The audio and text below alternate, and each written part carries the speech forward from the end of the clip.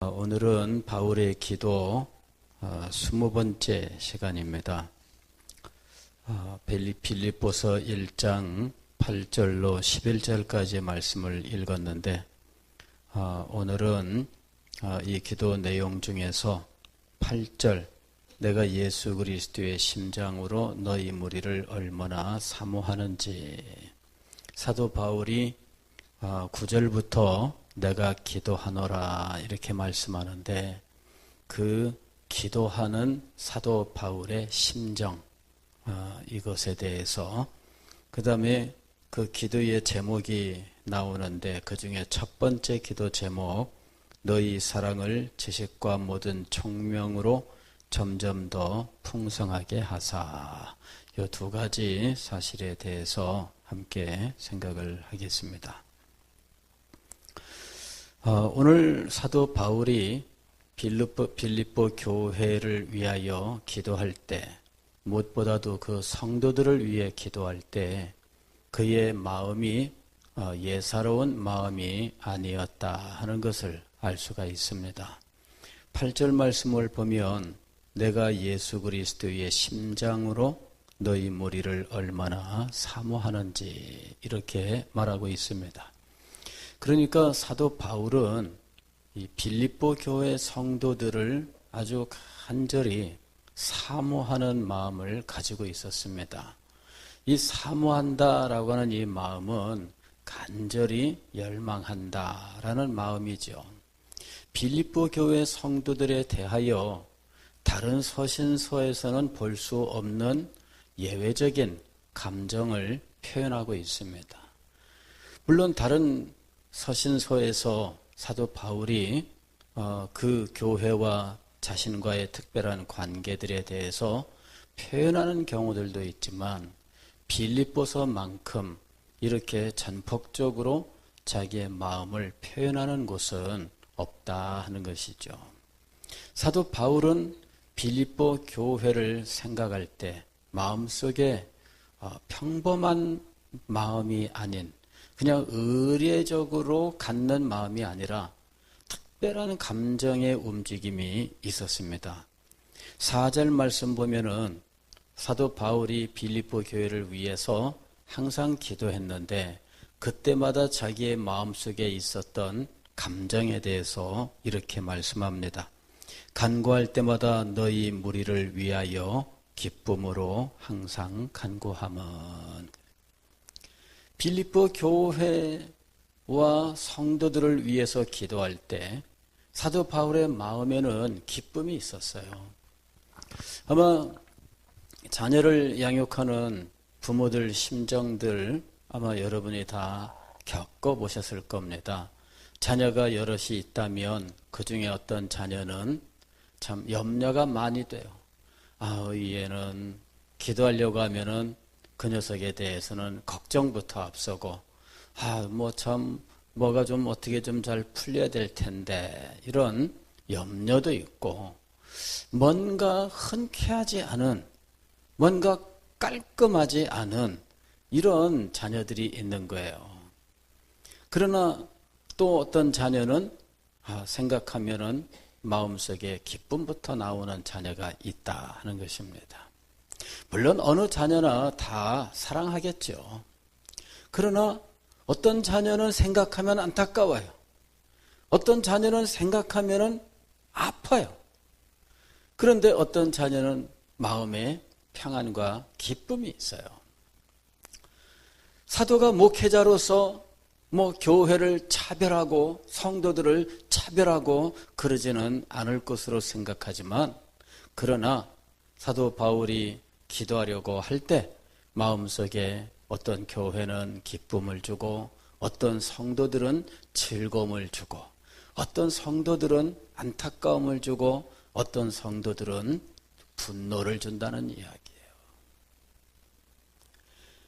갈라디아서 같은 경우에는 분노가 일어났어요. 그래서 갈라디아서에서는 기도가 없어요. 갈라디아서에서는 이 사도 바울이 갈라디아의 성도들을 위해서 애틋한 마음으로 기도를 할 수가 없습니다. 왜? 분노가 일어나니까. 저주를 받을지어다. 이렇게 말하는데 무슨 대단한 기도가 나오겠어요. 여기서 우리는 목회자가 그냥 아무런 감정의 움직임도 없이 불편부당하게 기계적으로 모든 성도를 동일하게 대하는가 하는 사실에 대해서 생각해 봐야 된다. 그 얘기입니다. 사도 바울도 불편부당하게 어느 성도나 다 1g씩 다 똑같은 분량으로 그렇게 기도해 준 거 아니다. 그 얘기입니다. 어떤 경우에는 사도 바울의 마음속에 기쁨이 있어서 사랑이 넘쳐나서 기도를 드렸고, 어떤 경우에는 사도 바울의 마음속에 분노가 일어나서 기도가 나오지 않았고, 어떤 경우에는 생각하면 너무나 아픔이 앞서는 존재도 있고 다양한 상황이 지금 있다는 이야기예요. 빌립보 교회는 어떤 교회였느냐? 사도 바울에게 기쁨을 주는 교회였어요. 생각하면 기쁨이 앞서는 교회예요. 생각하면 이 빌립보 교회는 더욱더 사랑스럽고 더욱더 간절하게 소망하는 교회가 되었다 하는 것입니다. 도대체 빌립보 교회는 어떤 교회길래 사도 바울의 마음속에 이런 심정을 불러 일으켰을까 하는 것이죠. 5절 말씀을 보면 이렇게 되어 있습니다. 너희가 첫날부터 이제까지 복음을 위한 일에 참여하고 있기 때문이라. 첫날부터 빌립보 교회가 설립되고 지금까지 빌립보 교회는 복음을 전파하는 일에 동역자가 되었어요.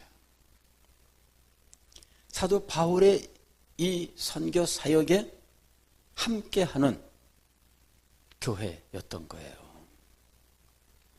그리고 7절 말씀을 보면은 사도 바울이 감옥에 들어간 중에도 이 빌립보 교회는 변치 않았다. 그 얘기입니다. 내가 너희 무리를 위하여 이와 같이 생각하는 것이 마땅하니 그랬어요. 빌립보 교회를 생각할 때 기쁨이 넘쳐나고 빌립보 교회는 하나님의 은혜 속에서 하나님의 놀라운 역사가 있을 것을 확신하게 되는데 그렇게 하는 것이 마땅하다. 자기가 그렇게 생각하는 것이 마땅하다. 왜? 이는 너희가 내 마음에 있음이며 그랬어요. 사도 바울의 마음속에 빌립보 교회 성도들이 늘 자리 잡고 있습니다. 사도 바울이 사도로서 목회자로서 어느 성도나 똑같이 자로 잰 듯이 저울로 잰 듯이 다 5g씩 공평하게 그렇게 사랑했다고 생각하면 오산입니다. 부모된 여러분 자기 심정을 한번 돌아보세요. 부모 여러분들 자녀가 여럿 있으면 다 똑같이 사랑하시죠? 3명이 있으면 33%씩 사랑하시죠? 그런데 나머지 1%는 3명 중에 누구한테 줄까요? 34% 해야 100%가 되잖아요. 그렇게 돼 있는 거예요. 사도 바울이 빌립보 교회에 대하여 다른 교회보다 유독 더 사랑하고 더 마음을 주는 데에는 이유가 있었어요. 고린도 교회에 대해서는 사도 바울이 아주 굉장히 이 격앙된 상태에서 내가 너희를 만나면 가만두지 않겠다. 그래요. 내가 너희를 만나면 가만두지 않겠다. 응? 너희들이 그렇게 떠드는데 하나님 나라가 말에 있는지 능력에 있는지 내가 한번 너희를 시험해 보겠다. 그렇게까지 이야기를 해요. 왜? 고린도 교회는 사도 바울을 괴롭히는 교회였어요. 사도 바울의 사도권에 대하여 늘 이의를 제기하고 이러는 사람들이 있었고 그런 사람들을 제재하는 사람이 없어요. 성도들은 이상합니다. 목사님 욕하는 사람이 있으면은 가만 놔둬요. 성도들은 이상합니다. 예. 고린도 교회가 그랬어요. 고린도 교회가. 그래서 사도 바울이 내가 가만두지 않겠다. 가만두지 않겠다. 그러고 난 다음에 고린도 교회 성도들이 조심을 한 거예요. 그래서 사도 바울이 고린도 후서를 쓸 때에는 하나님의 뜻대로 한 근심에 대해서 이야기하면서 너희가 하나님의 뜻대로 한 근심 때문에 바르게 돌아왔다. 그렇게 이야기를 하고 있는 거예요. 여러분, 갈라디아 교회는 사도 바울이 전한 그 처음에 복음을 버리는 사람들이 있었어요. 그 복음을 회방하는 사람들이 있었는데 이 회방하는 사람들을 그냥 용납했어요. 이 사람들을 용납하는 사람들, 비록 그들의 가르침을 따르지는 않지만 용납하는 사람들, 이거 도대체 뭐 하자는 거예요? 이 용납하는 사람들은. 그게 문제다, 그 얘기입니다. 요한계시록에 보면은 7교회에 보내는 편지 속에서 너희가 용납지 아니한 것과, 그죠? 잘못된 이 가르침을 교회 안에서 속닥속닥 하는 이런 사람들을 용납지 아니한 것과 하나님 주님께서 그걸 인정을 하셔. 정말 너희가 그건 정말 잘한 거다. 근데 용납하는 사람들이 있어요.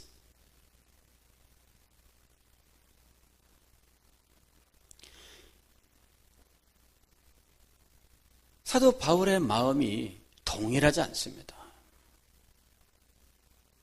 빌립보 교회에 대해서는 예외적으로 정말 마음이 열려 있었어요. 빌립보 교회는 사도 바울이 어떤 상황, 어떤 환경에 있든지 변화되지 않았어요. 여기 7절 말씀 보면 이렇게 되어 있습니다. 나의 매임과 복음을 변명함과 확정함에 너희가 다 나와 함께 은혜에 참여한 자가 됨이라. 그랬어요. 나의 매임과, 이건 뭐냐면 감옥에 갇혀 있는 걸 말하는 거예요. 빌립보서는 사도 바울이 감옥에 있을 때 쓴 편지예요. 그 감옥에 들어갔으면 사람들이 어떻게 할까요? 대적하던 사람들은 쌤통이다 이렇게 얘기할 거 아니에요. 그런데 빌립보 교회는 에바브로디도를 보냈어요. 그래서 에바브로디도가 사도 바울의 옥바라지를 했습니다. 옥바라지가 뭔지 아시죠? 요새는 뭐 이 옥바라지 같은 거 그것을 변호사들이 하는 시대입니다. 그 옛날에는요, 가족 중에 누가 감옥에 들어가면 그 감옥 있는 그 근처에 이 방을 잡아놓고 그리고는 면회를 수시로 가면서 필요한 건 없습니까? 뭐 부족한 건 없습니까? 뭐 이런 거 물어보고 그 다음에 사식도 넣어주고 내복도 넣어주고 뭐 옷도 넣어주고 뭐 그렇게 한 거예요. 그 1년이고 2년이고 그게 옥바라지예요. 그 옥바라지가 있어야 이 감옥에 있는 사람이 견딜 수 있어요.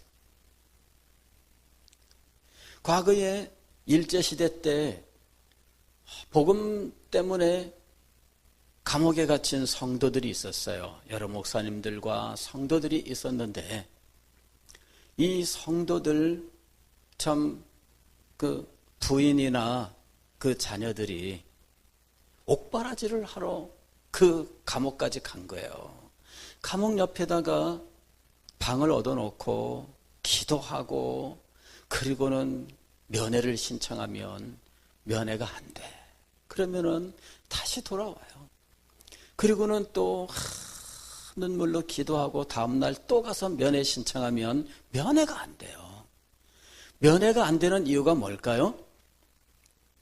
감옥에서 고문이 있었던 거죠. 이래서 면회시키면은 고문한 것이 들킬까봐 면회 안 시키는 거예요. 그리고 상처와 딱지 같은 것들 다 떨어지고 난 다음에 그 다음에 면회를 하는 거예요. 살이 쭉 빠지고 뭐 형편없죠. 딱지는 떨어졌는데 흉터가 이렇게 져 있고 뭐 딱 보면은 참 험악한 일을 당한 거예요. 면회를 안 시킨 이유가 있어요. 그 기간 동안에 옥바라지 않은 사람이 얼마나 애타하면서 기도하였는지. 여러분, 사도 바울이 감옥에 있는 동안에 에바브로디도가 빌립보 교회에 파송을 받아서 사도 바울의 옥바라지를 하러 왔어요. 그리고 필요한 것들을 감옥에 넣어주고 어떻게 해서든지 감옥 생활 덜 힘들게 하기 위해서 정말 많은 수고를 했는데 그렇게 하다가 나중에 에바브로디도가 병이 들어요. 옥바라지가 정말 힘들거든요. 그래 에바브로디도가 병이 들어요. 그래 이 에바브로디도가 자기가 병들었다는 것을 빌립보 교회에 알리지 않습니다. 왜? 걱정할까 봐. 여러분 이 빌립보 교회 그리고 그 성도들이 얼마나 아름다운 성도였는지를 한번 생각을 해보세요. 에바브로디도 편에 사도 바울을 섬기도록 물질을 보내서 돕고 감옥에 들어가기 전에는 선교 사역을 위하여 돕고 감옥에 들어갔을 때에는 감옥 생활을 위하여 돕고 이 빌립보 교회는 사도 바울과 온전히 함께한 교회요, 함께한 성도였어요. 복음을 전파하는 일에 함께했고 심지어 옥에 갇혀있는 동안에는 옥살이를 함께하는 그러한 성도들이 되었다는 거예요. 이 성도들이 사도 바울이 옥에 갇혔다는 이야기를 듣고 마음이 편안했을까요? 아닙니다. 그래서 에바브로디도를 보냈고 바울을 위해서 아주 간절하게 기도를 한 거예요. 그래서 사도 바울이 빌립보 교회 성도들을 어떻게 한 거예요? 사모한 거예요. 사모한 거예요. 예. 그 성도들을 늘 생각해요. 그래서 너희가 내 마음에 있었다. 그렇게 얘기한 겁니다. 그리고 이 빌립보 교회와 성도들을 사모하는데 그것을 무엇으로 표현하고 있느냐 하면은 그리스도의 심장이라고 표현해요. 예수 그리스도의 심장으로 내가 너희 무리를 얼마나 사모하는지 그래요. 그리스도의 심장. 이건 뭐냐면은요. 원어는 내장을 가리키는 말이에요. 내장. 그리스도의 내장으로 너희를 사랑한다. 그런데 이 내장이라고 하는 이 말을 해석할 때에는 심장이나 혹은 사랑이나 이런 말로 해석을 합니다. 그래서 이 내장을 오늘 우리 성경은 심장으로 번역을 했어요. 그리스도께서 가지고 계시는 그 심장, 바로 그것을 가지고 내가 너희 무리를 사모하고 있다. 그리스도의 심장, 그것이 사도 바울의 마음에서 뛰고 있었고 그 심장으로 빌립보 교회를 사모했다는 거죠. 그 심정으로 빌립보 교회를 위해서 기도했습니다.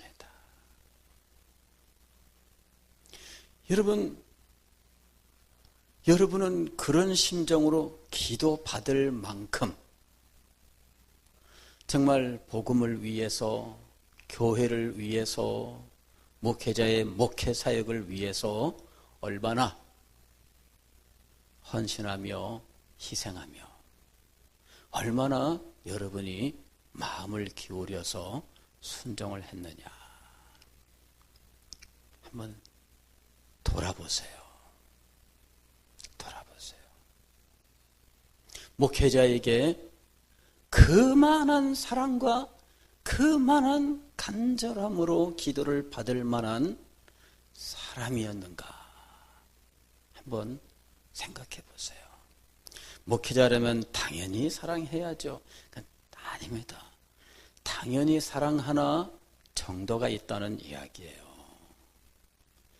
빌립보 교회는 사도 바울에게 있어서는 그런 교회였고 빌립보 교회 성도들은 그런 성도였어요. 그리고 사도 바울이 그 마음을 가지고 하나님 앞에 기도합니다. 내가 기도하노라. 그렇게 얘기하고 있는 거예요. 첫 번째 기도 제목은 너희 사랑을 지식과 모든 총명으로 점점 더 풍성하게 하사 그랬습니다. 사랑하면은 뜨거워져야 되지. 우리는 그렇게 생각하잖아요. 그죠? 하나님을 사랑하십니까? 그리스도를 사랑하십니까? 교회를 사랑하십니까? 성도를 사랑하십니까? 목회자를 사랑하십니까? 뜨겁게 사랑하자. 우리 그렇게 생각할 겁니다. 그런데 사도 바울은 뜻밖에도 지식과 총명으로 점점 더 풍성하게 하자. 이렇게 기도하고 있는 거예요. 이것이 참 다른 겁니다. 진정으로 이 사랑이 뜨거워지기 위해서, 이 사랑이 깊어지기 위해서, 이 사랑이 정말 어떤 규모를 갖기 위해서 그 넓이와 그 길이와 그 높이와 그 깊이가 어떠한지 이것이 깊어지고 넓어지고 높아지기 위해서 필요한 것은 무엇인가 하는 것입니다. 사도 바울은 지식과 총명이 필요하다. 이렇게 이야기하고 있는 거예요. 지식이 없으면 진정으로 사랑하게 되지 않아요. 일시적으로는 마음속에 어떤 감정이 일어납니다. 그러나 이 감정은 마치 왜 여러분 이런 거 있잖아요. 그 냅킨 한 장 꺼내가지고 여러분이 성냥불로 불을 한번 붙여보세요. 그리고 이 냅킨을 머리 위로 한번 이렇게 휙 던져보세요. 냅킨이 방바닥에 떨어질 때는 어떻게 돼 있을까요? 안 해보셨으니까 모르죠. 한번 집에 가서 그러다 불 내진 마시고요. 예, 목욕탕에서 한번 해보세요. 목욕탕에서 불을 붙여서 냅킨 한 장 그 휴지 꺼내서 불 붙이고 한번 위로 한번 던져놓고 기다려 보세요. 떨어지는 동안에 다 탑니다. 진정한 지식이 없는 사랑. 이 지식이 없는 사랑은 잠깐 불길을 일으킬 수는 있지만 지속적이 되지 않아요. 지식이 필요한 거예요. 에베소서의 1장에서도 지식에 넘치는 사랑 이런 말이 있습니다. 지식에 넘치는 사랑. 사도 바울은 사랑을 생각할 때 우리가 생각하는 것과 다르게 보고 있어요. 우리는 사랑하면은 뜨겁게 불타오르는 그런 것을 생각한다는 거예요. 그러나 사도는 언제나 지식을 생각해요. 지식에 넘치는 사랑, 지식과 총명에 점점 더 풍성하여지고 이렇게 항상 지식을 말씀하고 있다는 거예요. 왜? 지식이 없으면 진정한 사랑이 될 수가 없고 지식이 없으면 이 사랑이 차원을 가질 수가 없어요. 여러분, 들판에 나가면은 수없이 많은 들꽃들이 펴 있어 우리에게 정말 정말 아름답구나 그러는 마음을 불러일으킬 겁니다. 그러나 집에 돌아오고 나면은 아름다웠다라는 기억만 있지 무엇이 아름다웠다라고 말해보라고 하면 말할 게 없습니다. 노란 꽃도 있었고요, 빨간 꽃도 있었고요, 하얀 꽃도 있었고요. 뭐 그렇게밖에는 말 못해요. 그런 정도밖에는 아니에요. 그런데 그 들판에 있는 꽃들에 대한 지식이 있었다면 수선화도 이뻤고요, 무슨 뭐 들국화도 이뻤고요, 뭐 그 구체적으로 이름들을 말하면서 그 감격이 마음속에 남아있어요. 구체적으로 남아있어요. 알고 말하는 것과 모르고 말하는 것은 그 감격이 달라요. 나중에 5년 후에 물어보세요. 그러면 막연합니다. 그때 참 좋았지. 경치 좋았어. 끝. 그러나 그때 가서 들판을 봤는데 그 들판에 여기 이 꽃도 있었네. 여기 이 꽃도 있었네. 그러면서 들판을 그 꽃을 보면서 야 여기 이런 꽃도 있었구나. 이거는 뭐였는데 이름이 이건 뭔데 이거는 뭔데 이렇게 알고 돌아왔으면 나중에 여러분들은 그 꽃 이름을 대면서 그때 이 꽃도 있었고 저 꽃도 있었고 그 꽃도 있었고 그 꽃도 있었어. 그 얘기할 수 있습니다. 제가 어린 시절에 들판도 돌아다니고 산도 다니고 그랬어요. 서울에서 컸는데 어느 날 서울 변두리로 이사를 가서 그 온 들판과 산을 이렇게 돌아다녔어요. 그런데 너무 지식이 없어서 도대체 다니면서 뭘 뜯어먹고 다녔고 뭘 따먹고 다녔는데 지금 하나도 기억 안 나요.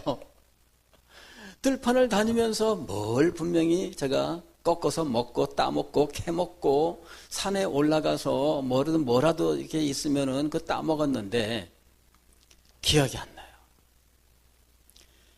기억나는 거는 뭐냐면은 이름을 아는 거예요. 아는 것만 기억나요.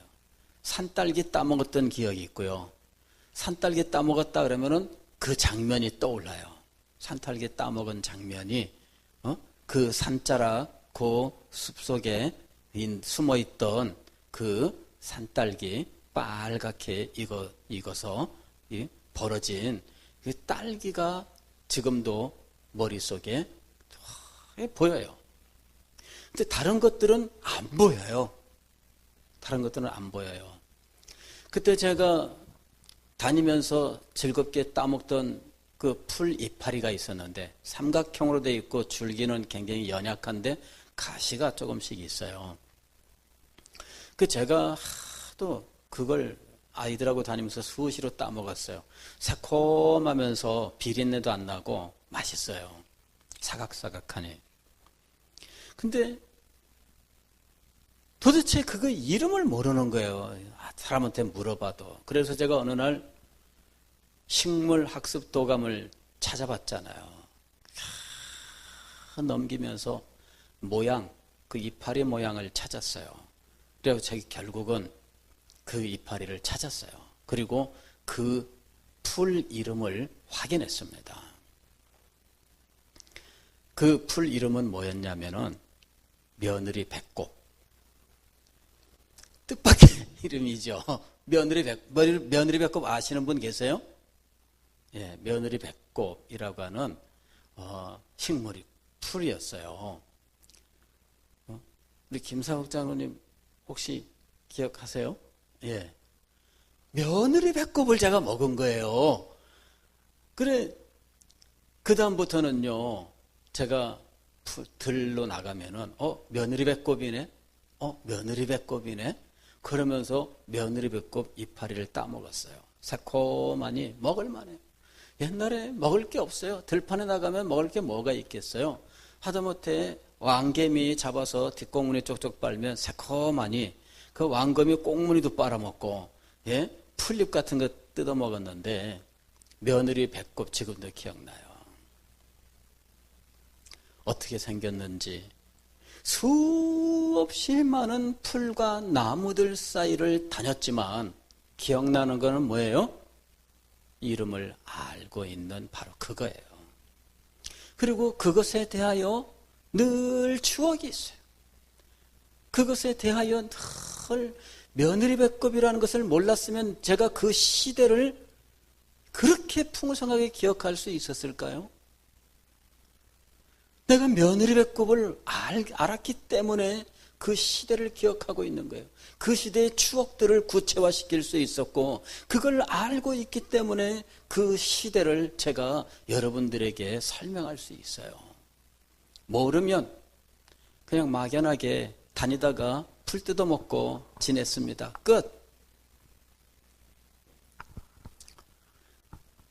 여러분, 우리가 하나님을 사랑할 때 하나님을 아는 지식이 있는 것과 하나님을 아는 지식이 없는 것은 달라요.